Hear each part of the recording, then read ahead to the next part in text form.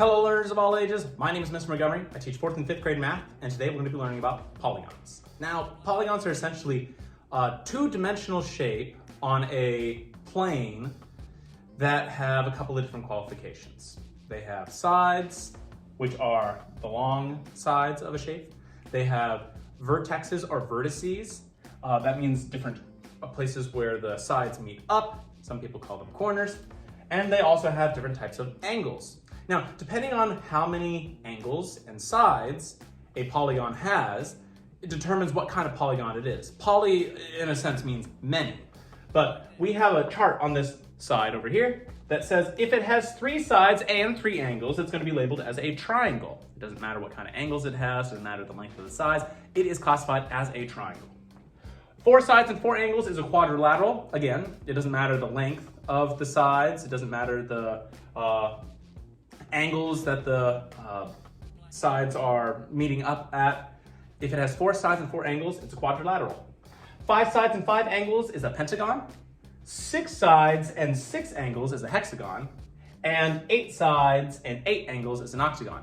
Now, there are more polygons than what your book has has listed out.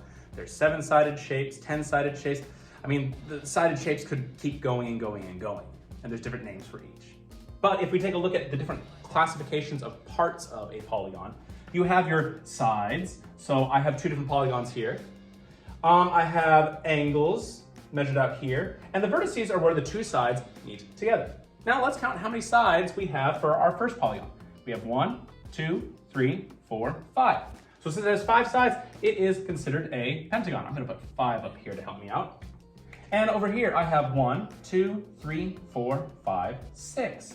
I have 6 sides, which equals a hexagon. Now, you may notice that there's a lot of sides that are different lengths. We just call this a pentagon.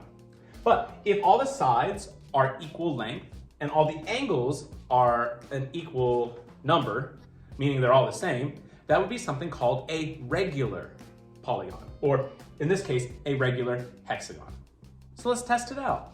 Can you tell which one of these 2 triangles is a regular triangle? Again, regular means that all the sides are the same length and all the angles are exactly the same measurement. Well, it wouldn't be this one because we know that this angle is 90 degrees. And for a triangle, well, if every single angle is 90 degrees, that'll eventually turn into a quadrilateral, but you need an extra side. But this triangle is something called an equilateral triangle. All the sides are the same length. Sometimes in 4th and 5th grade math, they mark it with little tick marks like this, meaning that this is the same length as that, is the same side as that. And sometimes they do this for angles as well, to show you that all the angles are the same. Now, one thing in your homework, they're going to ask you to draw certain polygons based on the qualifications of the polygon they want you to draw. For example, if I'm taking a look at number 1 in our homework, it says a polygon with 5 sides. Well, a 5-sided polygon is a pentagon. It doesn't say that it has to be a regular pentagon. So I can make it any 5-sided shape I want. I could go 1, 2, 3, 4, and 5. And although it may look kind of odd, I still have 1, 2, 3, 4, 5 sides. I have 1, 2, 3, 4, 5 different angles. It technically counts as a polygon. And more specifically, a pentagon. All right, my 4th graders, if we take a look at page 273 in our workbook, you'll see we're going to be doing practice problems 1, 2, and 3. The directions ask, write the most exact name you can for each polygon. If the figure is not a polygon, write not a polygon. One thing the book kind of forgot to mention about a polygon, it has to be something called a closed shape. A closed shape means that there's no open gaps or open spaces in the shape.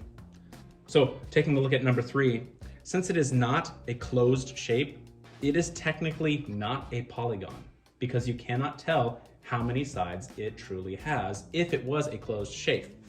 For example, if I did the same exact shape, I had 1, 2, 3, 4, this is half, I could complete it the exact same way on the other side with symmetry and mirror it, and it would be technically 1, 2, 3, 4. That would be 5, 6. That'd be a hexagon. But what if it did this? Well, now it's a 1, 2, 3, 4, 5. Now it would be a pentagon. So because it's not a closed shape, we're not for sure what kind of polygon it is. So number 3, your freebie is, that is not a polygon. If you have any questions about polygons, make sure that you ask those questions when you come to class tomorrow.